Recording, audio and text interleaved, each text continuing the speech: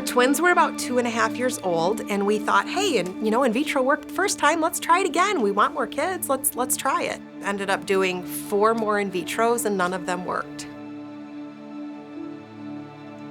We decided to hold off on having more kids for a couple years. But after a while, we started to try and build our family some more, and that didn't come so easily for us. Started trying, to have a biological child about 2 years after we had been married. Miscarried right away, though, very early on. It's probably 3 years of 1 pregnancy each year.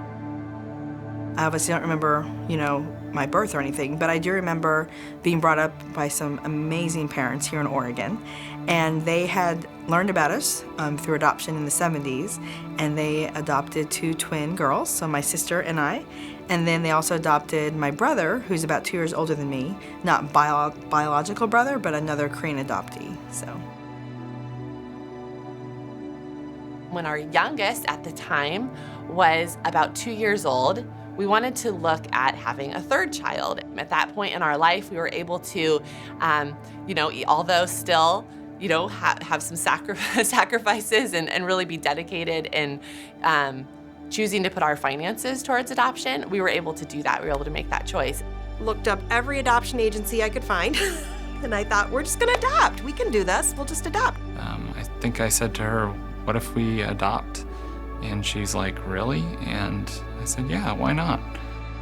I've literally lived and breathed international adoption my whole life. Like, I've always wanted to do this, and it was kind of that culmination of just really literally a lifelong dream to give back and to want to provide and be that person, just like somebody was my person.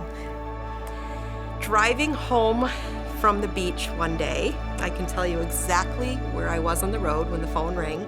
Answered the phone, and she said, "It's a boy." Charlie Milagros, whose name at that time, it means miracles, and that's still part of her name.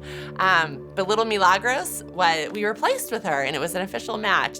And I think a month after our son came home, I said to my husband, I don't need a biological child. It's like, I'm a mom every day.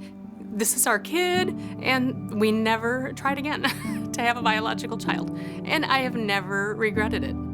I don't do adoption work. I live adoption every day.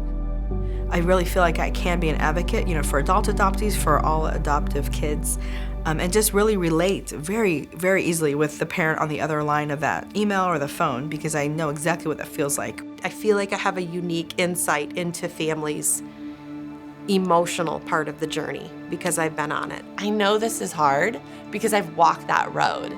I mean, I can talk all day long about my story. I know what that feels like when you get the call. So it's really fun to make those calls because someone made that call for me and changed my life, and I get to do that now. You'll get through the whole process and you're gonna have bumps along the way, but the end result is worth it, and so I hope I can be a voice of encouragement in that. What does it look like to be an advocate for these kids? What does it look like to fight for kids that need families and homes? And honestly, it's just a huge honor and blessing to be able to get to do that.